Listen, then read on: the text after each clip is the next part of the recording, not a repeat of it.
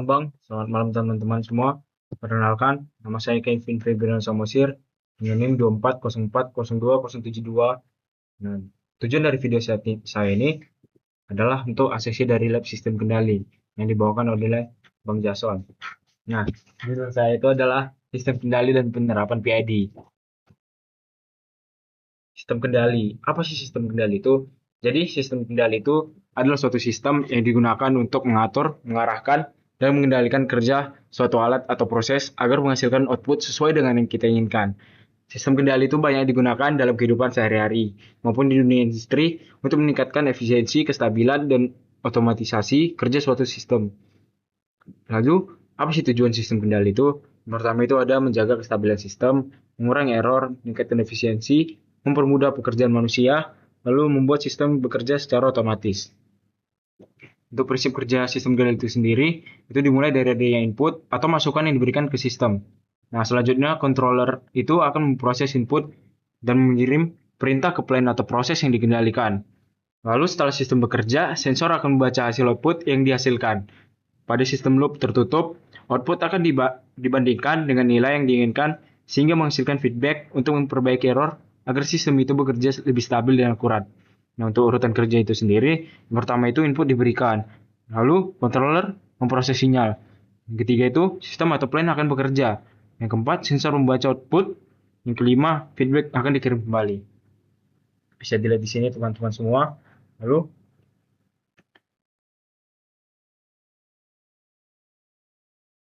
ada jenis sistem kendali. Nah, yang pertama itu ada sistem kendali loop yang terbuka. Nah, sistem kendali loop terbuka itu sistem yang menggunakan umpan balik atau feedback. Jadi output itu tidak mempengaruhi proses pengendalian. Ciri-cirinya itu sendiri, strukturnya itu sederhana, biaya lebih murah, tapi kurang akurat. Contohnya itu kipas angin konvensional.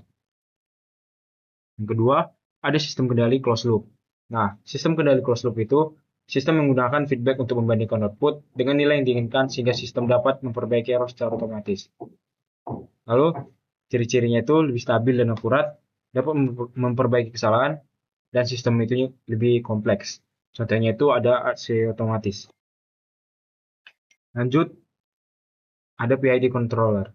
Nah, pengertian dari PID controller sendiri, metode pengendalian yang menggunakan kombinasi proporsional, integral, dan derivatif untuk menghasilkan respon sistem yang cepat, stabil, dan akurat. Nah, untuk komponen PID-nya itu sendiri, yang pertama itu ada proporsional. Itu bekerja berdasarkan besar error saat ini. Fungsinya itu sendiri mempercepat respon sistem, mengurangi error, lalu untuk kekurangannya itu sendiri dapat menyebabkan overshoot jika terlalu besar. Lalu ada integral itu bekerja dengan menjumlahkan error selama periode waktu tertentu. Lalu fungsinya itu menghilangkan steady state error, membuat output mendekati set point, dan kekurangannya itu respon sistemnya itu menjadi lebih lambat.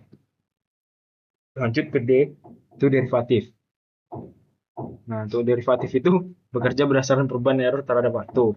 Fungsinya sendiri mengurangi overshoot, meningkatkan kestabilan sistem. Lalu ada kekurangannya itu sensitif terhadap noise. Lanjut, ada persamaan PID. Bisa dilihat di sini persamaan PID-nya itu. Nah, untuk keterangannya itu, UT itu sinyal kontrol atau output controller. IT-nya itu error atau set point output. Nah, KP-nya itu sendiri konstanta proporsional. KI-nya itu konstanta integral. Dan KD-nya itu konstanta derivatif. Lalu ada diagram blok sistem PID. Bisa dilihat sini. Ini merupakan dari blok diagram sistem PID. Di sini terdiri dari input atau set point, lalu ada controllernya sendiri, dan ada plan atau prosesnya, ada sensornya, dan outputnya. Nah, fungsi PID dalam sistem kendali itu adalah menjaga kestabilan sistem, mengurangi error, mempercepat respon, dan menghasilkan output yang lebih akurat. Nah, untuk contoh penerapan itu sendiri, ada kontrol kecepatan motor, pengatur suhu AC, robotika, drone, dan sistem industri otomatis. Nah, di sini ada grafik respon keluaran.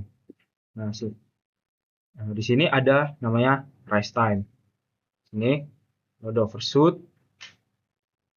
dan setting time atau waktu yang stabil. Nah, di sini ada steady state error.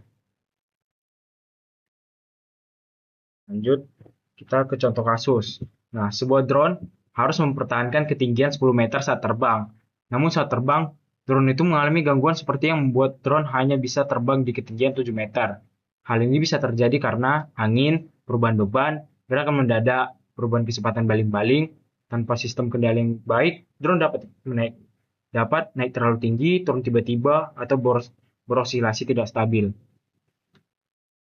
Nah, yang pertama itu ada proporsional atau PID penghitung error. Nah, ada ET sama dengan RT kurang C DT. Set point-nya itu 10 meter. Tinggi drone-nya itu 7 meter, error-nya itu 3 meter. Karena error besar, maka controller meningkatkan kecepatan motor baling agar drone lebih cepat naik. Fungsinya itu sendiri mempercepat respon drone, membantu mencapai ketinggian target. Nah, masalahnya itu jika terlalu besar, maka drone itu bisa naik terlalu tinggi atau overshoot. Tiga, ada integral. Nah, integral itu menghitung akumulasi error selama waktu tertentu.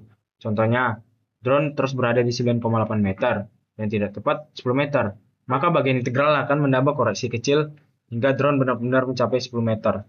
Nah, fungsinya itu sendiri untuk menghilangkan steady state error, membuat tinggi drone lebih akurat. Masalahnya, jika terlalu besar, drone bisa beroscilasi. Ketiga derivatif.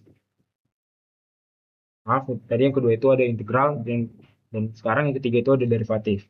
Derivatif itu membaca perubahan error. Saat drone naik terlalu cepat menuju 10 meter, derivatif akan memperlambat respon motor sebelum melewati set point. Nah, fungsinya itu sendiri untuk mengurangi overshoot, menstabilkan drone, membuat gerakan lebih halus. Masalahnya itu sensitif terhadap gangguan sensor atau noise. Nah, mungkin sekian presentasi dari saya. Jika lebih kurangnya, maafkan. Terima kasih.